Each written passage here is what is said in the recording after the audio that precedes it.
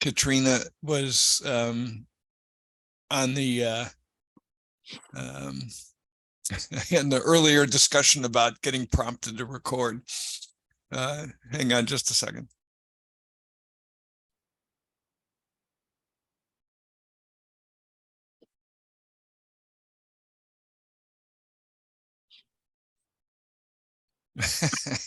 So to gonna restart again.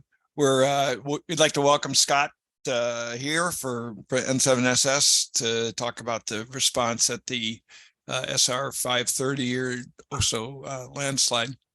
So Scott, why don't you take it away? And if excuse me, if people have questions and stuff, you can put them in chat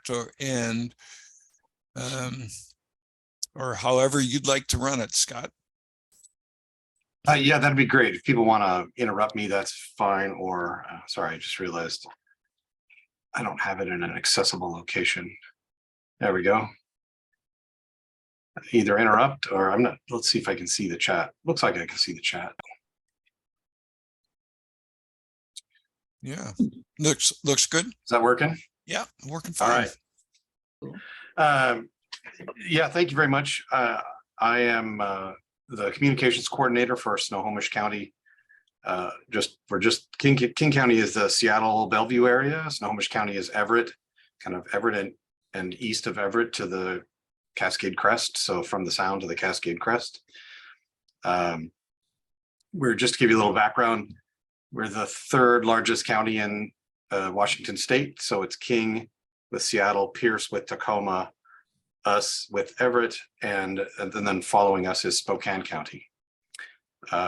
So we'll get into this and I'll talk to you a little bit about the actual incident itself. Some of this is actually prepared by our prosecutor's office, because at the time this was created, we were in the middle of a bunch of lawsuits that happened right away. And lots of public disclosure information was given out to lawyers and media and all that stuff really almost immediately after the incident started, which actually was kind of annoying because we're in the middle of the response and here we are. We have to start providing all of, sequestering all of our documentation and organizing it in a way to hand it off. So the first lesson we learned was document everything. If you think you have enough documentation, you cannot possibly have enough documentation. There's going to be, in a large event, there's going to be lawyers involved and there's media. And we also had the governor appointed a committee to actually review the whole incident and look at our response and see kind of lessons learned from it. And I can tell you some of the information they managed to get was incorrect. And only the fact that I had documentation could prove otherwise. They were perfectly willing to run with the incorrect information they had unless I could show that they were wrong. And I was in fact able to do that. Oops, I lost my mouse. Sorry, there it is. So the incident itself happened March 22nd, 2014 at 10:37. This is a Saturday morning. A landslide came down across the North Fork of the Stillaguamish River. And there was a little community there of homes, a lot of more vacation homes than permanent residents, fortunately, but a Saturday morning when everybody's home, unfortunately. And it wiped out those homes. It created a debris dam that backed up the river. The river flow stopped downstream for some period of time and started creating a lake on the east side of the blockage. 45 homes were impacted, 36 were completely destroyed, and 9 were flooded in the lake. And then this Highway 530, SR530, was impassable and partially destroyed.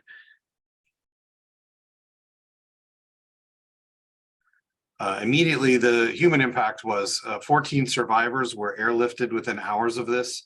The material itself was very difficult to work with. Most of those were actually lifted out by helicopter. Fortunately for us, Saturday morning happens to be the helicopter rescue team's practice period.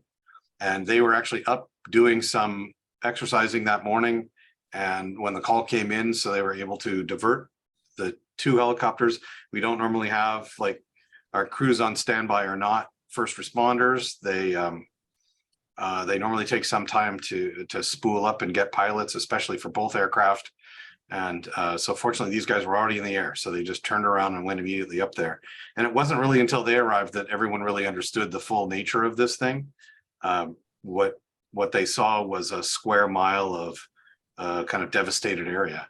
And it was the guys on the ground, of course, couldn't even see to the other side of it. There was a little bit of a turn. And so that when the fire departments arrived, they knew it was bad, but they couldn't really explain the extent of it. It wasn't until we heard from the aircraft that we understood what the nature was. And of course, hundreds of responders from and community members kind of continued to deal with this emotional social impacts for quite a while. So here's kind of the before and after pictures. On the left, you'll see the 2020, or sorry, in 2006, this area had slid already. So the yellow, you'll see the yellow dashed area. That's the area that slid in 2006, and it has some, light green new growth on it. We did a lot of mitigation after that. All it really did was block the river and kind of flood the neighborhood. So we did some shoring up of the toe of the slide so that the river wouldn't eat into it. It was a pretty substantial slide, and one that had been kind of anticipated. This area has been unstable, and in fact, there was actually a study done, and the author of the study commented that based on their calculations, there would be the maximum slide would have a run out length of about 800 feet, and this was about 600, so it was almost the kind of the worst case slide that he predicted. Again, this is in 2006. We went out there, our first responder system was migrating to 800 megahertz at the time from VHF. And this area hadn't really been filled in. The site, there's a site nearby here now that did not exist in 2006. So we were out there for several days helping with just communications from the incident site. The other problem there was the cell phone coverage was pretty poor. In 2014, none of those things were true. The 800 megahertz system was quite robust, and cell phone coverage was fine. However, you can see the extent of the slide area that kind of came down was significantly larger. And what you can't see from this overhead view is the actual slope of that hill. Really, well, you can see kind of the white areas that are inside that yellow dashed line. That's because those are basically vertical surfaces. So there was a lot more material and a lot of kinetic energy behind this second slide that happened in 2014. And it completely wiped out that community. When I first heard that there was actually stuff on the highway, I was a little shocked because the highway is also a dike and it's elevated above that whole community by at least 10, 12 feet. So the fact that the material had actually managed to cover the highway was kind of shocking to me. It turns out the material was as deep as 75 feet across that space. So the highway was in fact about 20 feet down, and that, even though that was elevated off the valley floor. So the first problem we had was that the river was blocked, and it started to create this lake on the east side. That lake was continuing to extend. The other problem was that the material that had come down, it was full of water, and it was kind of a lumpy milkshake consistency. And the concern was that if ideally what would happen is water would start to trickle through and form a new channel and everything would be fine.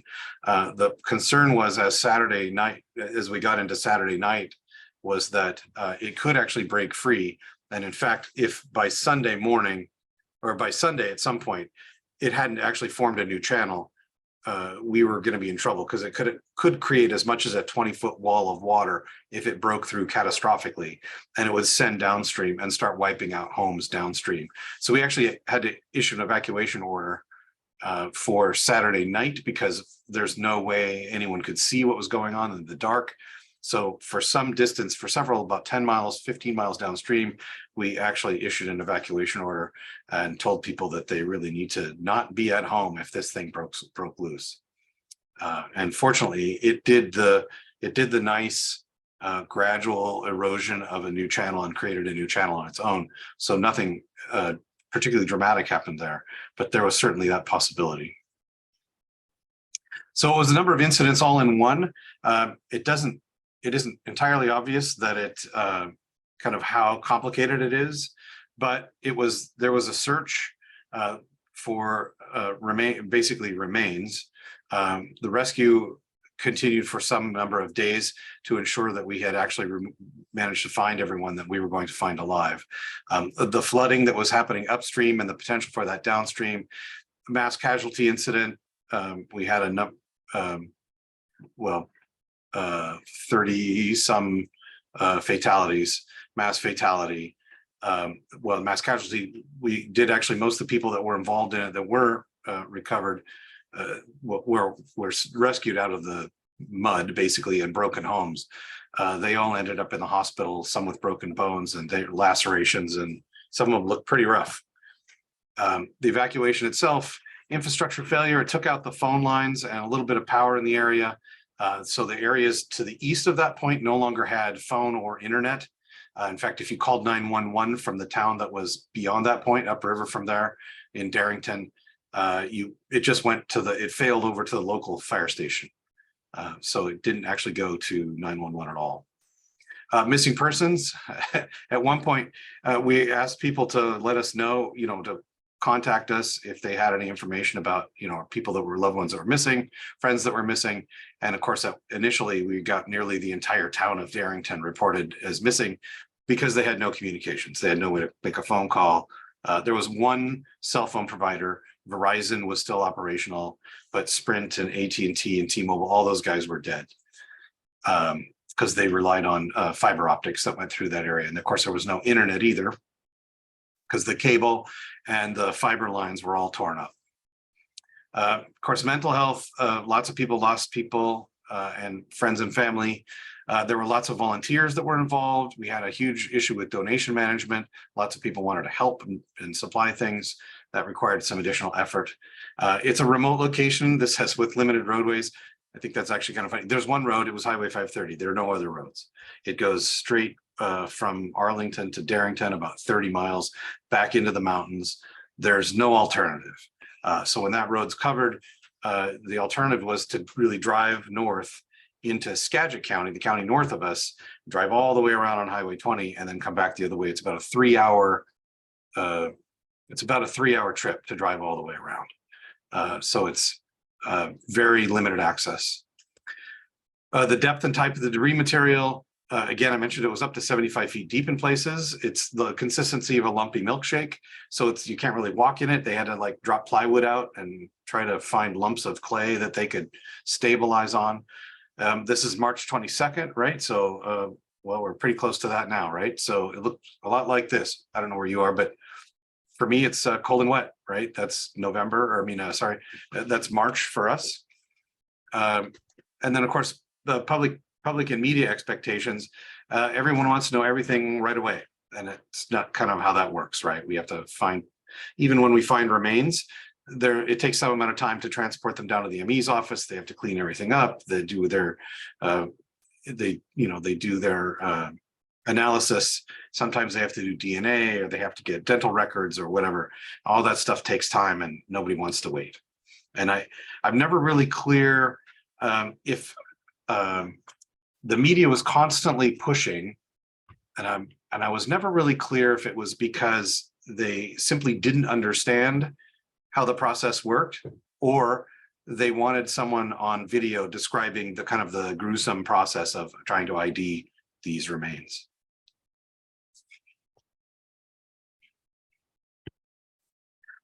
We had a lot of assistance.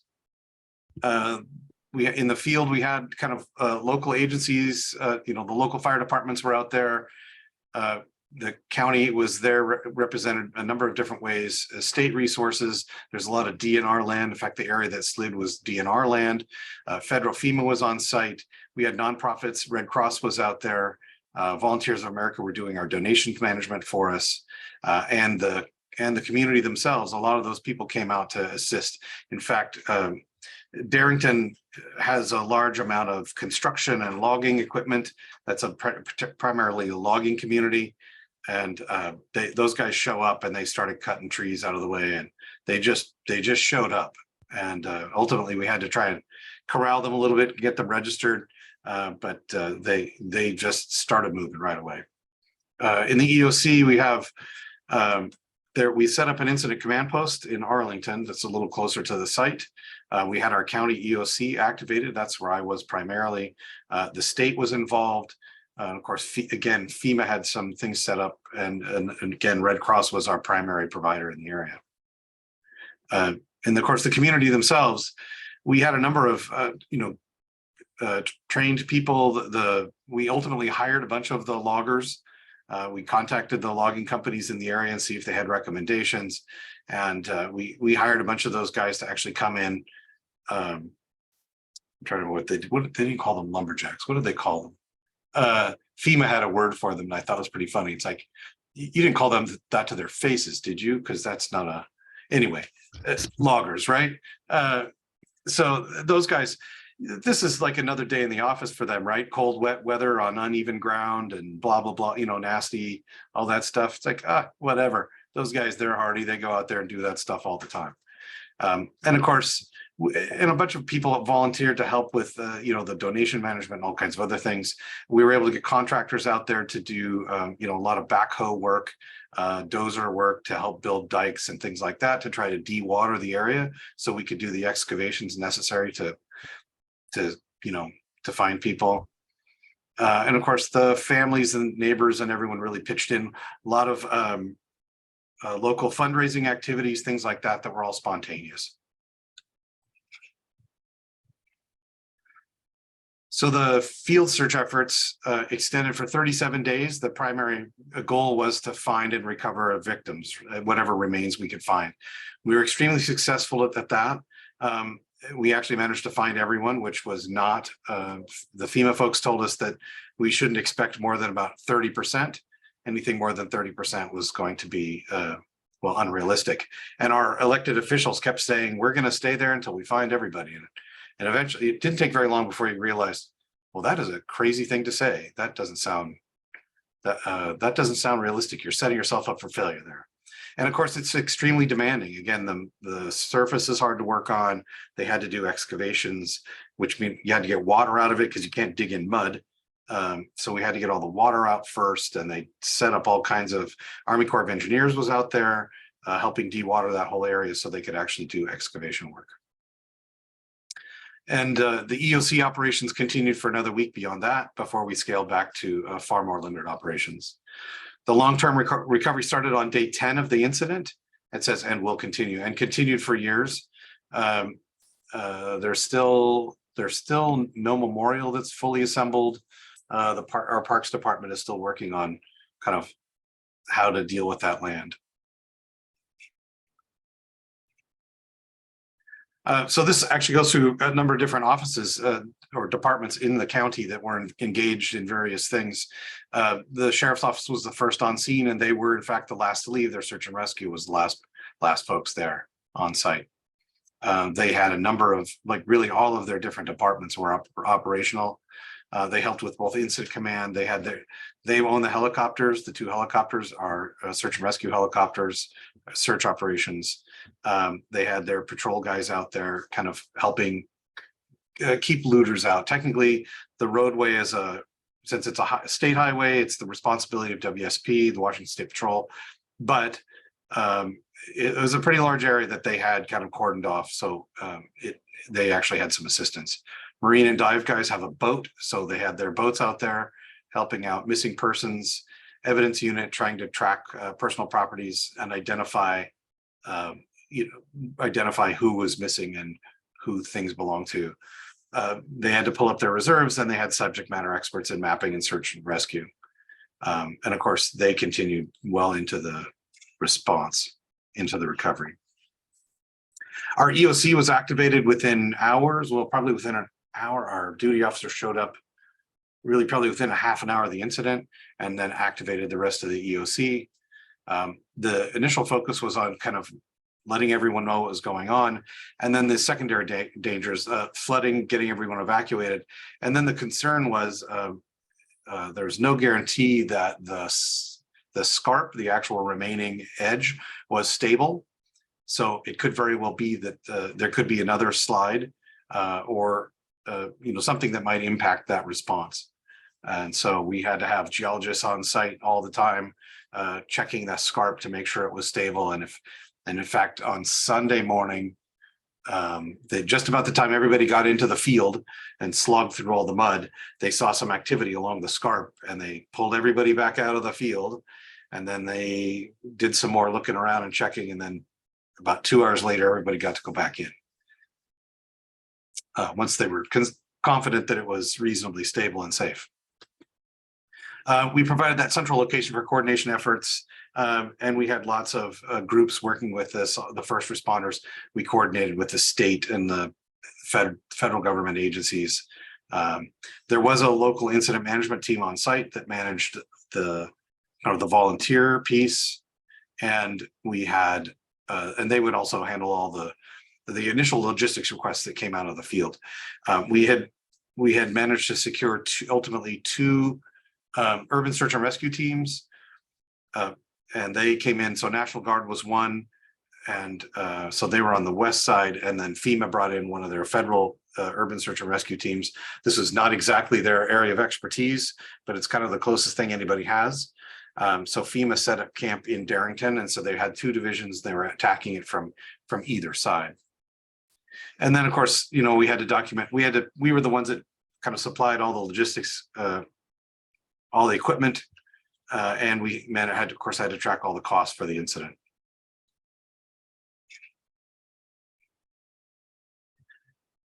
There was a big joint information system set up where they were monitoring social media, and they were using that to distribute the latest information, on the slide and what was going on.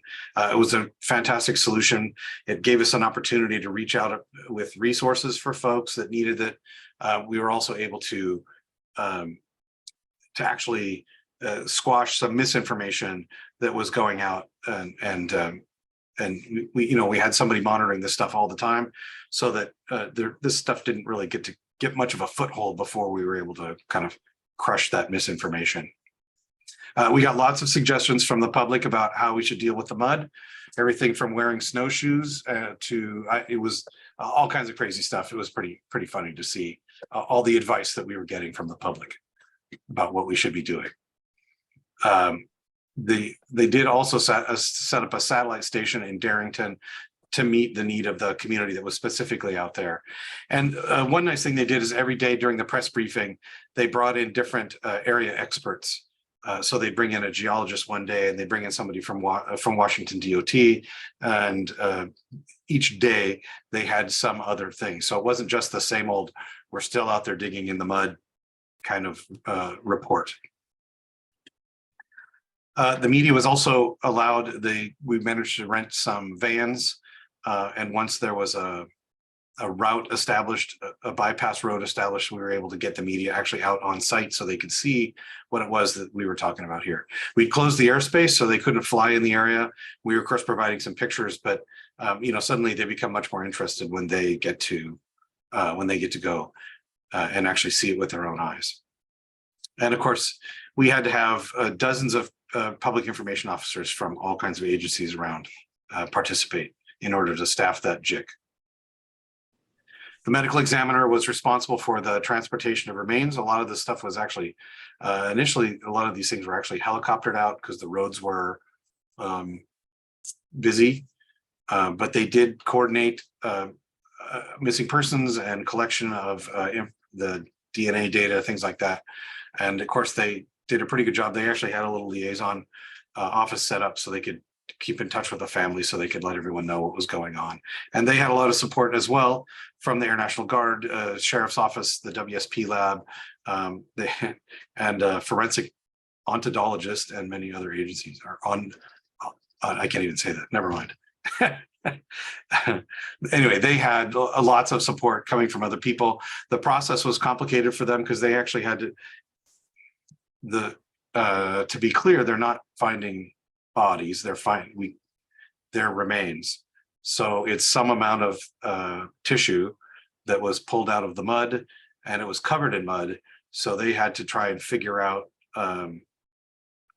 well, first off, they had to clean it off in order to even be able to do an analysis. Of course, there's animals out there as well. It could very well be difficult to even discern the difference between human remains and other remains. Lester. Yeah. Was that, did I hear a question? No. Nope. All right. Well, our public works department actually worked. They were fantastic. They did a lot of work in the response. They managed to find, the first thing they did was there was a high tension power line easement that went kind of parallel to the road. It's not a convenient location and it's pretty steep over there, but they managed to secure access to that from some of the private property owners. And they basically, this is what happens when you reach out to the guys in Darrington and say, hey, you have a dozer, right? We need a road from here to there across this right of way, and don't worry about the permits. And in about a day and a half, they had a road that went all the way around the area. You know, these guys are can-do guys, and the public works guys, you know, kind of facilitated everything. And they immediately got that bypass road open. And this was just for the response. So about a mile and a half, 2 mile long road around the area. But it allowed the moving of equipment back and forth across the site. They also opened up another highway that's normally closed in the wintertime. In fact, it's closed right now and probably won't open until the best case really end of April. We don't have snow blowers, we just have snow plows. So a lot of it just has to melt out until we can scrape down to the road and then prep the road again. The state has a snow blower, but it's up in the passes. So we actually managed to get, this was one of the things that we helped facilitate. Our deputy director at the time actually went to Darrington, met with the mayor over there and the city council and said, here's the thing. Lots of politicians are going to show up and they're going to promise you anything you want. So get your list ready now. Start writing down what you want so you can hold them to it. And one of the things, of course, was to get this other highway open. It's a significantly shorter route back into town than going into another county and coming back around. It's pretty rough. When it first opens up, it's usually full of potholes and they have to fix all kinds of the road. But it is a decent alternate route for people that have trucks, which is really everyone in Darrington has a truck. So they had a nice route out of there if they could open that up, which the county couldn't do. So Jay Inslee, the governor, showed up at one point and said, whatever you need. And the mayor was quick to point out, well, if we could get a snow blower, we could open up this road and have access. And he goes, well, let me see what I can do. And sure enough, I called the DOT director, and they were a little hesitant at first because it meant removing a snow blower from a location that might need it. But ultimately that actually happened in about 2.5 days. That road was open. So that was another kind of a win to get the community connected up again. And there was they did all kinds of help with not just the road construction and clearing the roads, but coordinating with people, getting solid waste, their solid waste department, working to get the debris all removed. And they continued to coordinate with WashDOT. Initially, most of the work was really being done by our public works department until WashDOT started to take over and we backed away.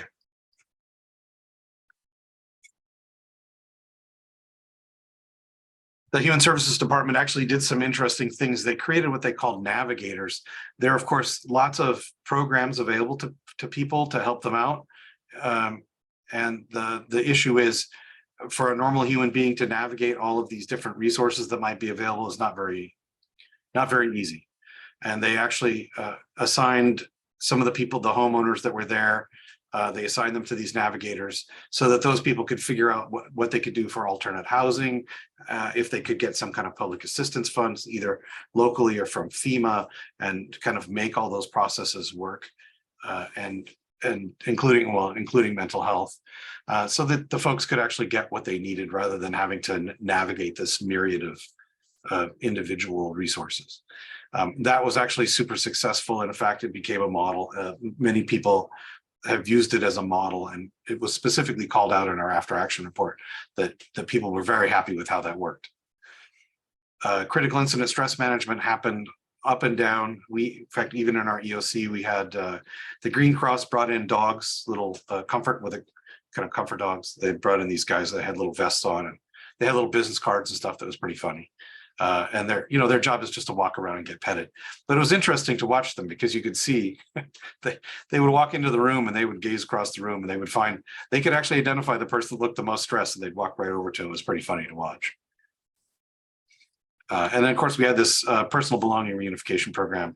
And Red Cross did a lot of this work where things that were found, they would clean it all up and try to identify who it belonged to. And they'd set up this kind of reunification area where people could come in, family members or the owners themselves could come in and reclaim their properties. Lots of pictures and things like that that were made available.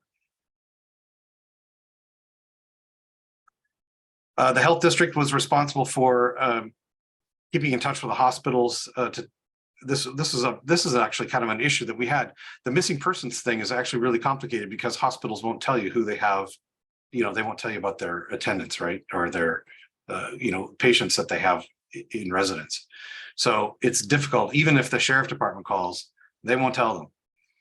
So this is actually something that the health district is able to get. We had lists of missing persons, and they helped us kind of narrow it down that, oh yes, that person was actually taken off to this hospital or the other hospital. Or like they're fine. So like we can get them back in touch with people.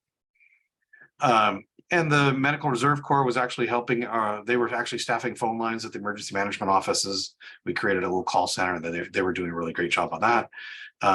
They also were responsible for monitoring health and safety of the responders and making sure. In fact, this was actually kind of funny to me. There were a lot of search dogs on both sides of the slide, and they were responsible for veterinary services for those dogs. And in fact, one of the things that happened is after some amount of time, as the dogs, if they don't, how do you say this? It's kind of odd. The dogs get depressed if they don't find anything. So they started working the dogs half days so that they could bring them back, clean them all up, because they had to decon the dogs because they've been out in this horrible, nasty chemical soup. So they'd have to bring them back, shampoo them, dry them off, get them all warmed up again. And then they would actually do exercises with them so that they could actually be successful by the end of the day and find stuff, because otherwise they were actually literally getting depressed. It was something I hadn't ever considered. And then of course we had to test wells and deal with other contaminated systems. The long-term recovery, they had started a team within about by the second week, basically, they had created a long-term recovery team to focus on opening up the highway again, dealing with housing for the displaced residents, mental health needs of both the residents and responders, deal with all the debris that was in the area, reestablish some economic development for Darrington that had been cut off and pretty severely impacted. River management, got to take care of the fish and deal with all the sediment and all the rest of that stuff that was happening along there. What was going to happen with the properties that had been completely obliterated, and the memorial development. So we did have a number of successes. The loss of life was limited to that initial incident. Basically, if they survived the initial landslide, they survived. We were able to get everybody out that was still there. The community as a whole, both professional and volunteers, came together to support that mission incredibly effectively. Political support brought some additional resources. As I mentioned, Jay Inslee showed up and was able to get us a snowblower, for example. But all of the elected, both of our senators and the representatives had all showed up at one point. Well, in fact, actually, even Obama had showed up at one point. And all of those people brought with them some level of resources. In fact, I actually got a phone call from, what's now CISA. I don't remember what it was at the time.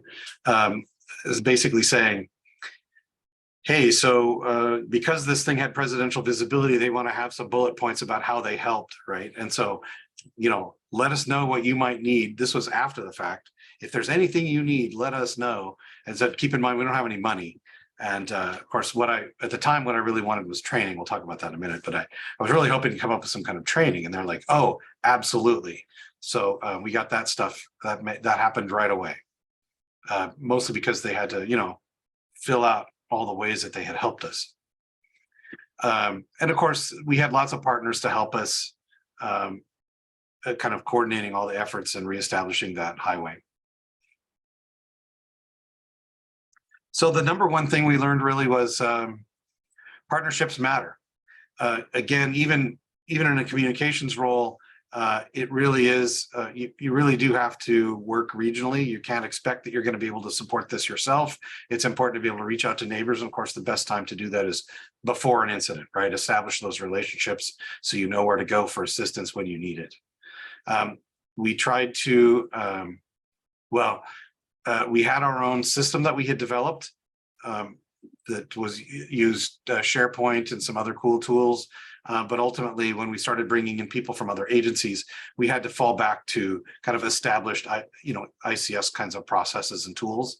And that actually made working with all the horrible paper forms was not a great experience, but everyone knew how to use it. It was something that everybody already knew. We also had a number of Homeland Security funded resources that were valuable during the incident. We had the 2 helicopters. There's a group called UASI, or I guess how to describe this. UASI is the Urban Area Security Initiative. I know Portland is a UASI region that includes some number of areas around Portland, including Vancouver, Washington. Similarly, in the Seattle area, Seattle, Tacoma, Everett, and Bellevue are all part of this Seattle UASI. And they get funding for certain things. So these were the Homeland Security funds that funded the helicopter. There was also a radio cache that was designed to be a regional cache. They provided a number of radios, chargers, batteries, things like that, that helped us field a bunch more equipment. We'd also managed to use UASI funds to buy a couple communications vehicles, our command vehicles, and our own comm van. Our 2 command vehicles both got deployed, one to the east side, one to the west side of the incident. And the Medical Reserve Corps is also funded by this UASI entity. So just to give you an idea, this was admittedly during the busiest day. I think this is the busiest day I managed to find, but we had about 1,000 people. These are official responders on the incident. So this does not include, the NGOs and all the rest of that stuff and other volunteers that might have been responding in some other capacities, but these were official resources that were deployed to the incident. So just 750 tactical people. This does include community volunteers, but it's a pretty limited number. And then 139 overhead personnel. And you can see how that all breaks out into all the different teams. So it was a substantial effort.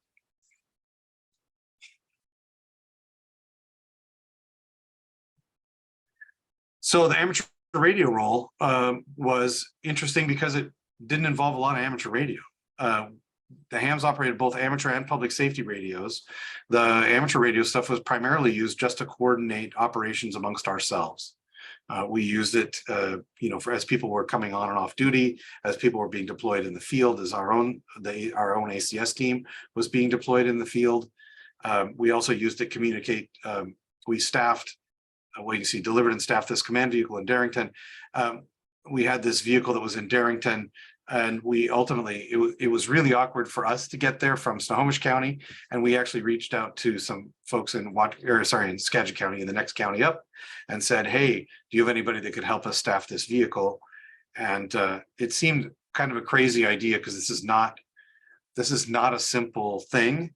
I had an electronic version of the manual. They managed to find somebody, or a couple of people. I sent them an electronic copy of the manual. I explained what the procedures were just to get into the vehicle and kind of start it up and get, cameras and lights on and the radios working and the computers working. And then I said, if you have any other problems, just call us on the radio. And so we did a lot of phone support for the vehicle while it was deployed in Darrington. and over the radio. There was a very limited channel capacity in Darrington on our 800 megahertz system at the time. So being able to offload some of that traffic onto amateur radio was helpful. We also had one of our members, who was an Aries guy, actually operated the radios at the Arlington Air Base. So there's an airport in Arlington. That was the command area for the the base for our air operations, and it also controlled the airspace. So if anyone wanted to enter that airspace, they had to get authorization. There was a TFR, temporary flight restrictions on that, and they had to get authorization from the airbase in Arlington. We also fabricated, maintained, and delivered a bunch of equipment into the field. One of those was an airband antenna for the Arlington Air Base. We realized we didn't actually have one, which we didn't really have any air capability at all, airband capability really at all. I had purchased an airband radio to put in the SAR command vehicle. It was still sitting on the shelf in the back room in my office. And when this came up, we managed to deploy it. So it became the radio we used at the airbase. But I realized I don't have a base antenna that's an airband antenna. So we had to fabricate that out of some buddy pole parts and a coupler nuts that I bought at Tacoma Screw. And anyway, it turns out it worked quite well. In fact, somebody, one of the USAR teams had an airband radio, or had an airband kit with a tripod and everything. And the guy that was operating there said, the ones you guys fabricated was better. So I just packaged it back up and set it off to the side. So that was kind of nice. There's another, at the time, there was another emergency management entity in Snohomish County called ESCA, the Emergency Services Coordinating Agency. They had their own RACES radio team, and they did some, they coordinated with Red Cross and provided some communications for the Red Cross shelters.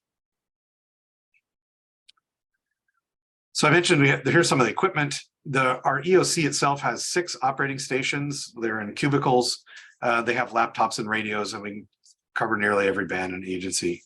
During the incident, we never really used more than 3 of them. They were kind of set up with different purposes, so we could spread some people out a little bit and monitor different frequencies and keep track of everything that was happening on the incident. That was the primary job. Should have mentioned that before. So the amateur radio operators, our primary job was really just to monitor the traffic that was happening in the field.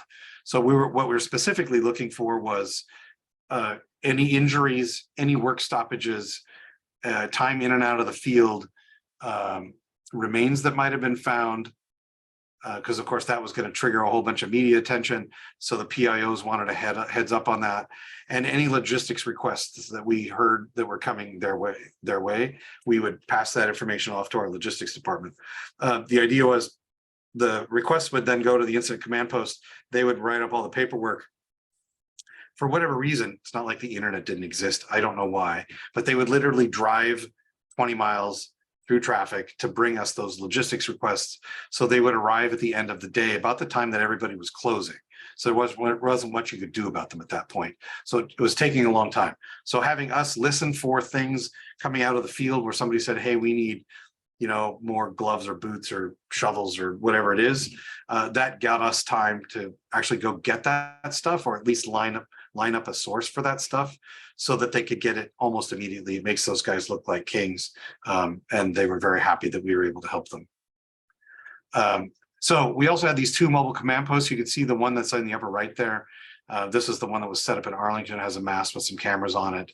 It has a bunch of radios inside it. It has PC workstations. We had some dispatchers in there. They could run their CAD software on the PC and actually do dispatch from inside those things. The COMLs were also in the back. The ones from the field, they were dealing with all the radios that were out in the field. Primarily their job was to find all the dead batteries that people managed to bring and sort them all out. And make sure the radios themselves are operational. They all came back. Of course, they're caked in mud. So that was fantastic. So they spent a lot of time. So ultimately the COML job there was clean the radios and sort out all the dead batteries. We also had these portable radio kits, which didn't actually basically acted as a power supply. You can see they had a VHF radio here on the left, the Motorola that they were using. That was the SAR radio. And then up on top here was that airband radio that I mentioned. They were just using the power supply from inside here. Normally these are just 2 ham radios, and all of that was not super helpful, but the other radios were. Our public safety communications all took place on 800 megahertz. Both trunked and the interrupt channels. At the time they were called I-calls and I-tacs, and now they're called 8-calls and 8-tacs, if people are familiar with their NIFOGs. The trunk channels worked, but there's of course limited capacity in Darrington, and the other problem we had was all the outside radios. If anybody brought a radio in, it all had to be reprogrammed and then provisioned on our system so that their radio was authorized to transmit on our system. All that stuff took time. So using the I-calls and I-tacs initially was helpful, and then until we could migrate onto our system. One of the things we discovered is each radio needs an incident operate, kind of a group of shared tactical channels. So now there's each of our radios has a snow ops bank. King County uses a similar system. So there's they call it KCIO.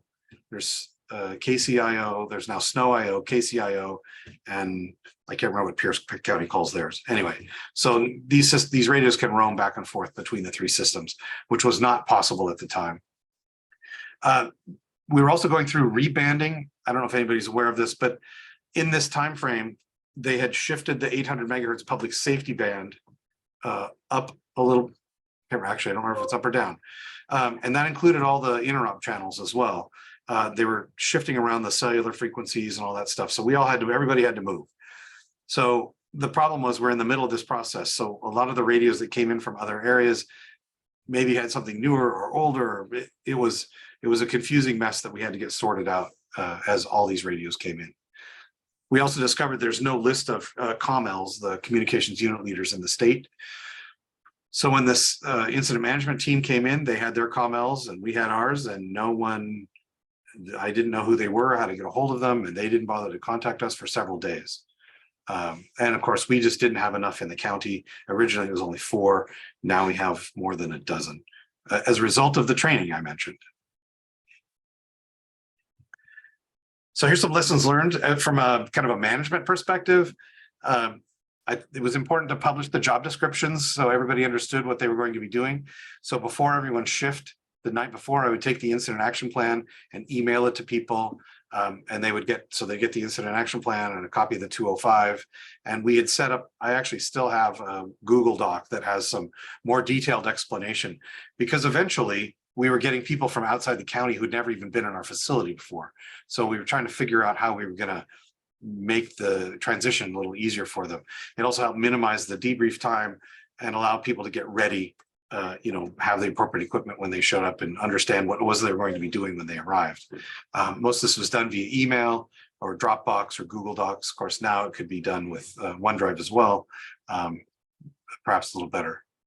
And of course, the one thing we realized is that from the beginning, unless you know it's going to be a small incident, you need to start planning for outside assistance and how to document your processes and have all the necessary info in the stations.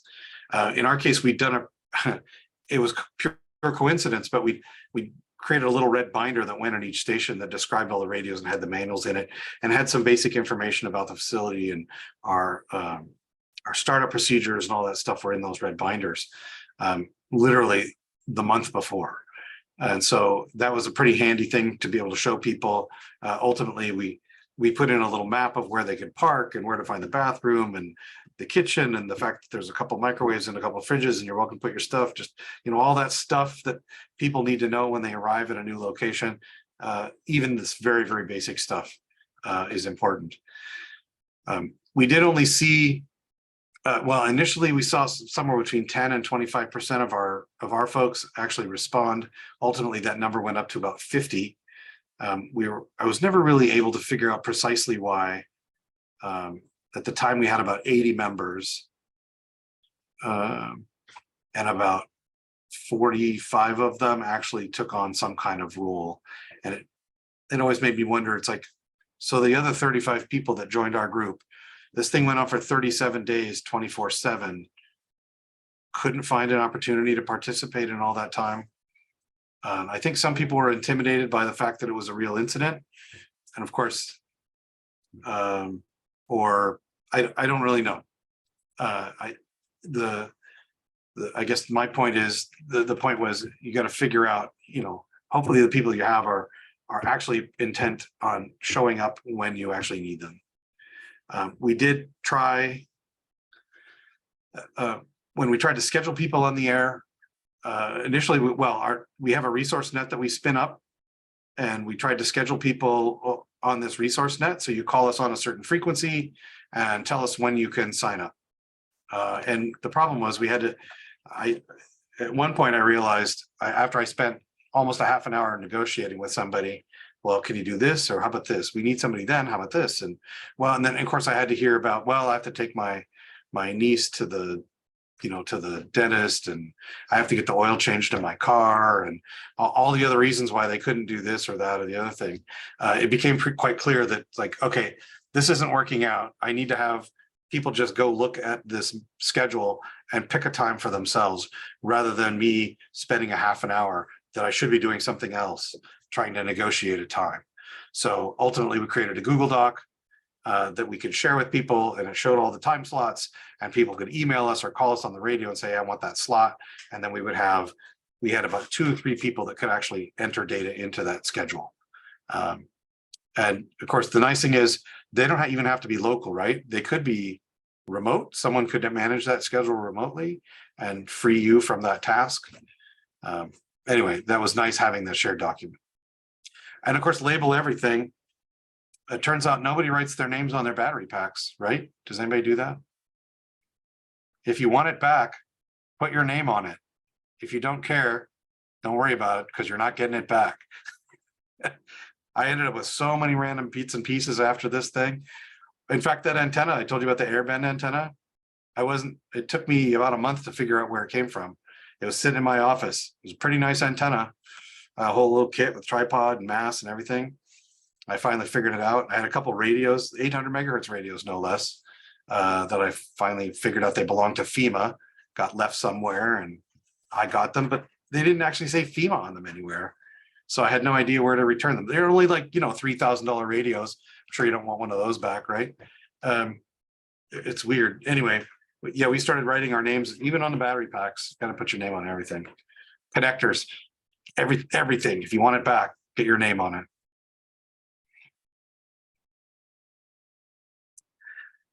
So if you're the one responding to an incident, the first thing that I would recommend is sign up for shifts. And I can tell you, if you think you're going to find one that's convenient, you won't. They're not convenient.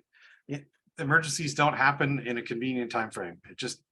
If you do one time, maybe you're super lucky. I've been on a whole bunch of search and rescue missions.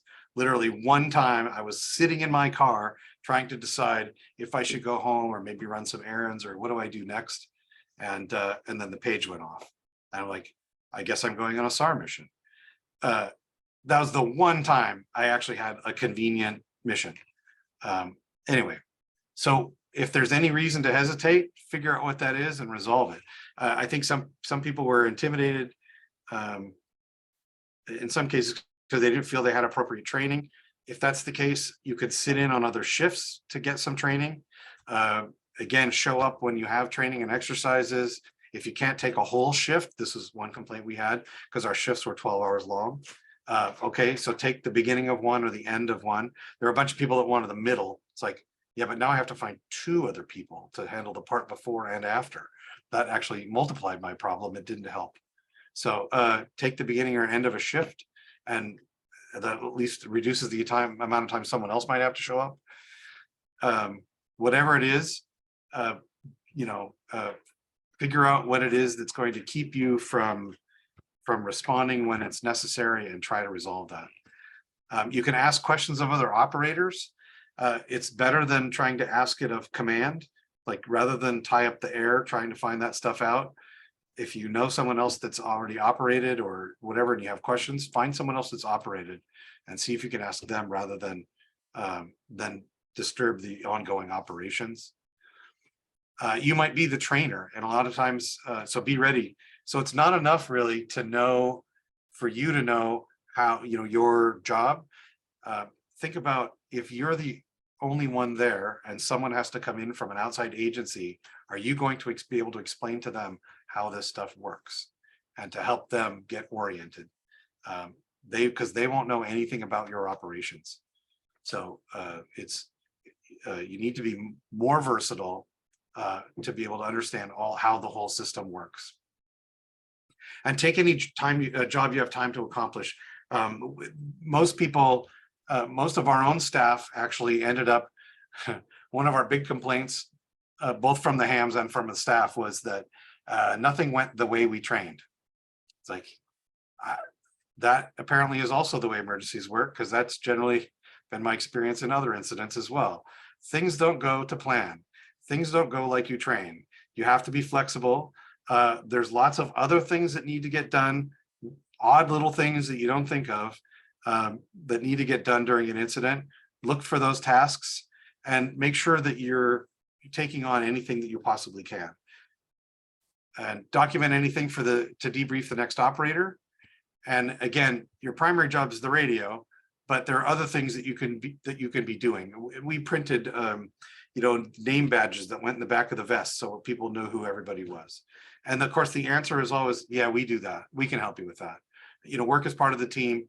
Don't ever say, we had somebody come in looking for a laptop and one of the guys said, yeah, we don't do that. It's like, we have 6 workstations that have laptops. We're only using 3 of them. Guess what? We can spare a laptop. This is a WSDOT guy that was getting ready to go up and do a press briefing. He needs a laptop. We can find him a laptop. Work as part of the team. And I mentioned already, we had this really cool SharePoint system that we spent years building and training on. We didn't use it. And the paper solution sucks.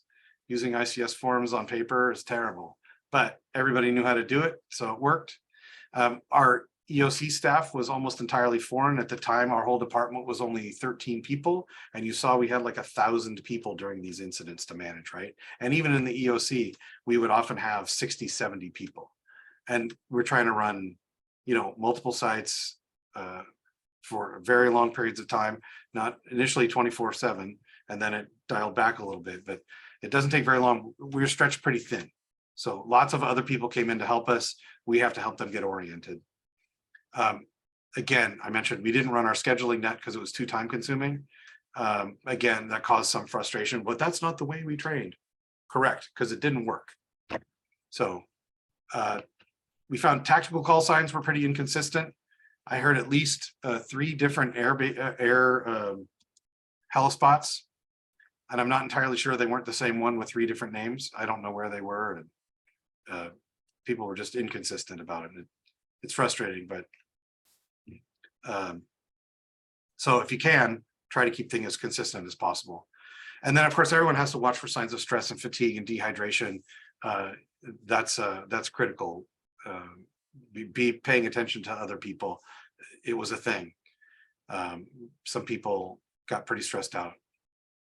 There's, family members that of deceased, they had deceased family members, and it makes everything very stressful.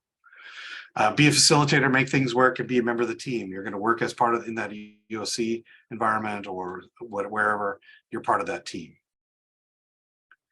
So we had huge success. We had 10 days of 24-hour shifts, and it was tiring and it was continuing. So we had to try and figure out how to recruit and integrate members from other teams. Our operations were on a bunch of different radio systems that other people didn't have.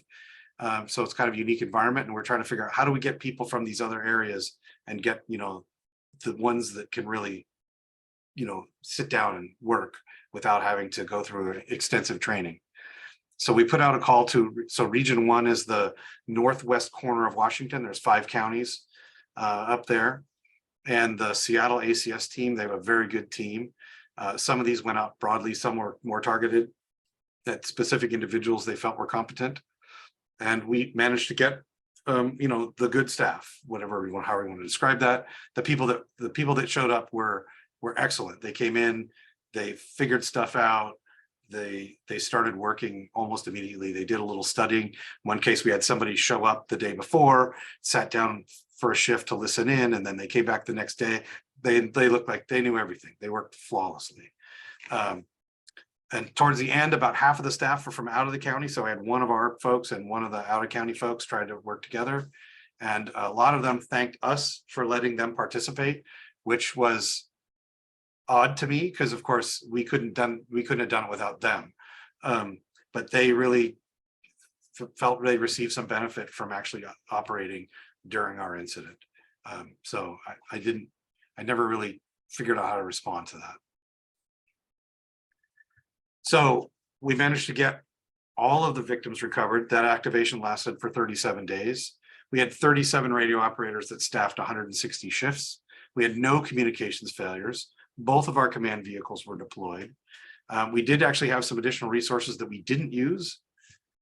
We had the staff was like all of the DEM staff, including the hams, were regularly thanked by the DEM staff. The county executive and the governor actually came by as well and had some nice things to say about us on a radio interview later. The integration of the volunteers with the paid staff was impressive all over the place, including in the amateur, in the radio room. And we had some really good support from local vendors and even Motorola. Motorola actually, I mentioned all the dead batteries that people brought all their spare radios. Well, their spare radios are really dead battery holders, as it turns out. There's a reason why they're spares, because they have terrible, useless batteries. So they brought all these radios and they had so many dead batteries, we had a hard time fielding them because they wouldn't last a whole shift. So I contacted Motorola and said, I need 200 batteries, right? And no, I tried a number of dealers, nobody could get me that number of batteries. So Motorola said, yeah, I think we can do that for you. And I said, well, I need them right away. And they said, well, let me see what I can, the rep, our local rep said, yeah, let me see what I can do. I said, I need a number though, because I need to get it approved, right? It's not like it won't be approved, but I need to get authorization. They said, yeah, we'll take care of it. And the next day, like 10 o'clock the next morning, I have all these boxes piled in the lobby, battery chargers, batteries, all the stuff that I asked for. And I called them up right away. And I said, I need a number. You got to tell me, I need an invoice. There's no invoice here. And they're like, don't worry about it. It's free. They sent it overnight, like $40,000 worth of batteries and chargers from Motorola, no less, right? You would not the last people you would probably expect, but anyway. So one of the things we realized we needed some better documentation and processes. We had some equipment needs that we needed to fill. So we actually, since then, we've purchased our own airband radio and commercial radio that we have in portable kits. We have started to impress people upon, about the necessity of remaining flexible. And we have this ongoing desire for training, Oxcom, ComL, ACES, the ACES program. We just updated here recently. And in fact, this next weekend, we're delivering one in Everett. And we had just trained a bunch of people on our command vehicles in January. That was super fortunate. So we had a lot of people that could staff the command vehicles. And we had started a regional communications plan. Again, a bunch of things just happened to fall into place just a few weeks before. So that got everybody engaged in trying to organize and coordinate regionally. And we still have yet to create a statewide ComL or ComT registration and directory. That was listed on an after action report. And the state has yet to accomplish that. So generally, our processes work pretty well. It was substantially different than the normal, winter storm or earthquake that we planned for. We already have some new plans. We've already taken all this stuff into consideration in our planning, and a lot of those things were implemented during the incident. We had 37 days after all. And I think the key thing is to kind of think and plan regionally. And that is what I have. So if you guys have any questions. Thank you, Scott. That's man, what a fire hose of information. Scott, just out of curiosity, have people moved back to this area? Well, the area itself was completely buried. So we were able to get some funds from FEMA to help purchase the land that was wiped out, and it's now a regional park because it's not really habitable. It's still, there's no, there's a few scrubby little alder trees on it and stuff. It's still pretty barren, actually. If you go there, if you drive down that highway, you can look up and see the scarp. It's still all bare, even now. Hey, Jim. You're muted. Would you mind stopping the presentation so we're just all a bit bigger on the screen? And then my question is, oh, there it is. how important was the airband radios to this, and who were you communicating with via airband? Yeah, so this is the let's say, so because we have our own helicopters and they have our VHF star frequency and 800 megahertz equipment in it. That's how we always talk to the helicopters. The problem is it didn't take very long before both of our helicopters had to go in for their their maintenance. Their maintenance, right? Yeah, they have like a 250-hour maintenance window. So we started bringing in other helicopters from King County, and National Guard and Coast Guard, and all these other guys started coming in. And of course, they only have airband. So as we had to bring in these other guys, they didn't have our frequencies in them.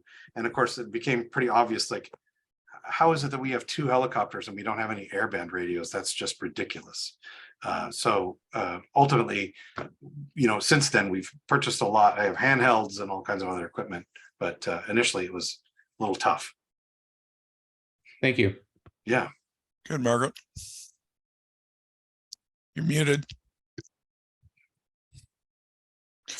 So I have a couple of questions about what the hams did. One question, you were talking about forms. Do you use WinLink? Well, we didn't during this because we weren't, we were really just doing tactical communications between the hams, right? And mostly listening in the field to field operations. So we didn't really need to communicate with anybody outside the area. So there wasn't really any value in WinLink. Mm-hmm. In fact, we didn't really use any digital modes at all. We have all that capability, but it didn't have a lot of value for us because we were just communicating between the field and the EOC for the most part. Right. So my other question about hams is, so you had hams in the field and they were talking to hams in the EOC, in the radio room of the EOC, or what? Well, we didn't have too many in the field. Mostly during, we had to deliver some equipment. We delivered some sat phones, and we delivered mostly moving things back and forth between this incident command post and our EOC. We delivered the command vehicle out to Darrington. That's a big long trip. So we had a couple people do that, and they stayed in touch via ham radio again, so that we could stay off of that public safety system that was already a little stressed. So particularly out in this relatively rural area. So we, so the only place we had someone consistently in the field where one, there was it just so happens he was also the county radio tech, is a member of our team, and he lives in Darrington, so he just stayed in Darrington and reprogrammed all these radios that he was getting.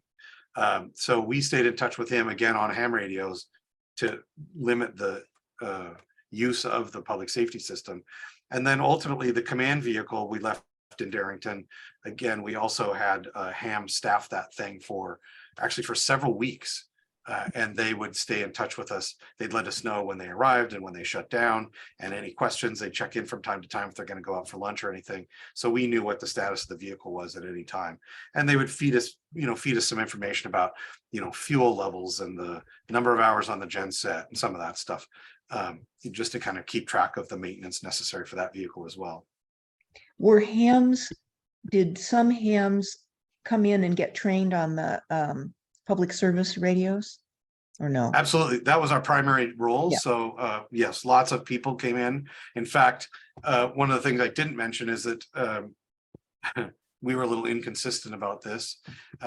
You're supposed to be on a roster. I would provide to our planning department all the folks that were supposed to be staffing the radio room that day, and then they would put that information out in the reception area, and our receptionist was supposed to be kind of the gatekeeper. The thing was, in a lot of cases, hams would show up with their badges, even though they're not on shift, and they would come in and they'd hang out and sit around and talk. And in a lot of cases, they weren't actually training for another, training for another shift. And eventually we had to start kicking people out because it was too noisy.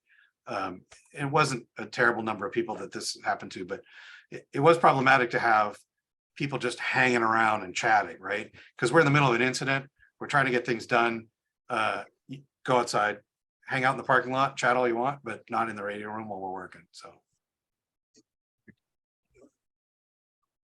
Thank you. sure. So Scott, how did this incident impact the ACS class, if at all? Well, yeah, I think what became quite clear is that what the kind of focusing on, how do you say this? Ham radio operators tend to have well, I don't want to overgeneralize this. Some ham radio operators have a kind of a casual attitude about emergency communications, right? Or just dealing with emergency management. And, it's a fun thing to do. It's a side activity. All that stuff is all very cool. The trick, of course, is that a lot of these, the other folks in the EOC are, it's their career, right? They're pretty stressed, and it's important to kind of take it seriously while you're there during an activation. And there's some kind of casual downtime and stuff, but it became clear to me, this is something that the Oxcom courses stress pretty significantly, is that, to kind of behave professionally and work with these professionals, as a peer, and take this pretty seriously. And so I think that was partly our biggest takeaway, is that, they really have the right focus, because that is a problem. People do get stressed. And I can tell you, some people were asked to leave, and I'm happy to say that none of them were volunteers. None of them were hams. But some of the professionals actually kind of overstepped and overstayed their welcome and were asked to leave. Someone was physically escorted off the site, in fact. And my own manager at the time, I don't know what precipitated this. I wasn't really paying attention. We were busy doing stuff. He comes in. We have a door, to describe our radio room. We have these big glass windows that look out onto the EOC floor. We're kind of behind the EOC, so we can see all the monitors and stuff in the EOC, but we're behind a wall, and we have we've got a door that's also glass, so that we can kind of keep the noise separated, but keep an eye on what's going on. I wasn't paying any attention. All I know, he stormed in there and he sat down, closed the door, and he said, "You guys are the one bright light compared to all the dim bulbs out there." And I don't know what that was about. So I don't want to in any way say that the hams weren't acting professionally, but it is like the instances where people were just coming and hanging out. That's not how that works. You're welcome to sit in like you would with a cop on a ride along or something, right? But then you gotta keep the noise down, keep the distraction down, right? That's all. How big is your ACS group? Well, at the time we were about 80 members, and now we're about 150 members. Because one of the things I mentioned, the statistics there, about 10 to 25% of the people responded immediately. I don't know how to get that number up, other than have more members. If you have a larger group, you'll have more people respond, and that's been the case. It's always about that same ratio, and I've seen that same range of numbers with other groups. When you put out a call for a spontaneous event, you could anticipate maybe 10% of the people would respond. And What do how many hams do you have in the county? Do you know? I think it seemed to me I ran that number a while ago, and it was about 1,800. Wow. So you basically have 10%. About 10% of the county, members, the hams in the county, right? What Which, what do people have to do to qualify? What is it? There are a series of classes. Is it the ACES class and et cetera, to be an ACS? The only requirements we have are you have to pass a background check, and you have to complete the ICS 100 and 700. We recommend 200, and we recommend the ACES course. And I can tell you, most of our folks have done the ACES course. That we don't have it as a requirement, but I think part of it is there's so many people that have done it, and we have a pretty positive. The people that have done it have a pretty positive review of it to kind of make other people want to do it, right? So we don't have to set it as a requirement. People are always looking for an opportunity to get it. So, in fact, in our class this next weekend, our county executive is going to be in the class this next weekend. He's a Excellent. ham. Yeah, it's kind of funny. It's awesome. Yeah. John, we got our work cut out for us. Yeah, that's for sure. Yeah. So we have 300 hams in our county, and Woo. so it's a, And bit we don't slow. have an official ACS yet, quite, yeah. So we're working on it. on it. Yeah, we've been fortunate that, the Department of Emergency Management really recognizes the value of the hams.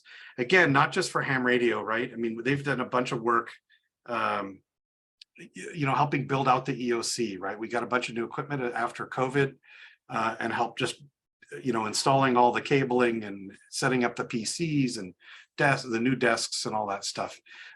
It's, none of it's super technical, but it's all very time consuming. It takes, it takes me about an hour to complete a workstation, right? And we had 40 workstations to do. Oof. So, yeah, it was time consuming, right? And I'd get an hour free here or there to do stuff, and my boss would get some time, and he actually spent, I don't know about whole weekends, but I caught him on more than one Saturday, and they're blasting music, setting up all the workstations. But yeah, but a lot of the hams helped with that work as well, right? To alleviate some of that load. So how long does it take to drive from one end of your county to the other?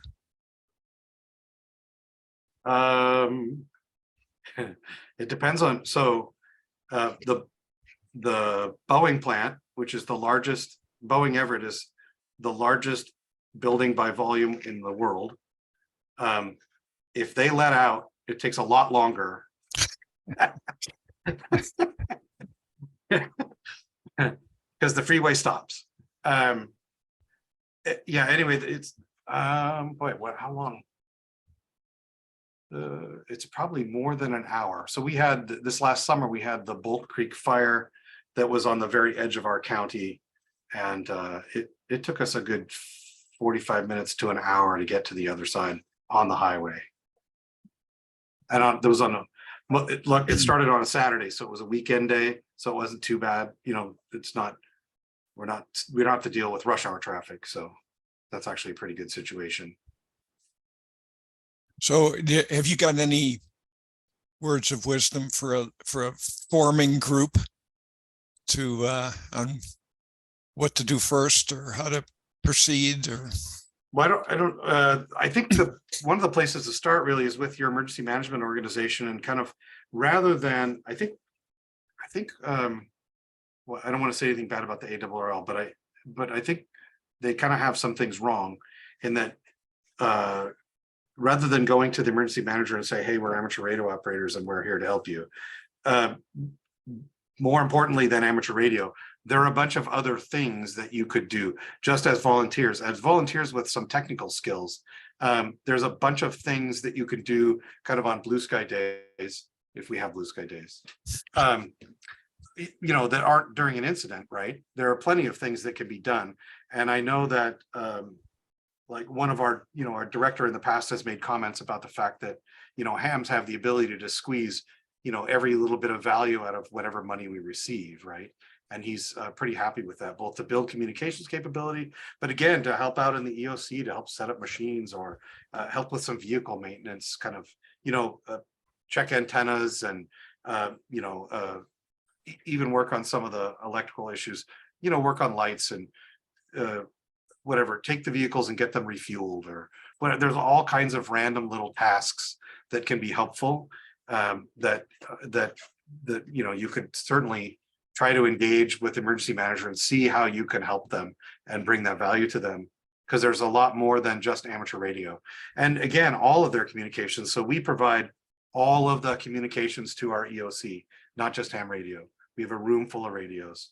I have WashDOT radio. I have our Snohomish Public Utility District radio. So electrical and water, Puget Sound Energy. There's all kinds of different radios that we maintain, and sat phones and blah, all this stuff. But the key is we can do more than even just the communications. We can do all the communications and more. Okay, so good advice. So any final questions? Well, Scott, definitely want to thank you. Absolutely. It was Thank you. very- That was daunting and energizing. Thank you so much. Well, you never know when this stuff is going to happen, right? I mean, in Western Washington, it never really occurred to me. We've been having some training recently on wildfires, and I'm thinking, and I didn't go because, like, I live in Western Washington. We don't get wildfires. It's too wet. Even in August, it's too wet. Get serious. And then we have a wildfire. We had two actually, and it was it's like, oh well, I guess I have to take all this stuff seriously, right? And Yeah. I would have never thought. Hey, we had a tornado. So, Right? Right, exactly. Who- Yeah. all that stuff that seems so ridiculous.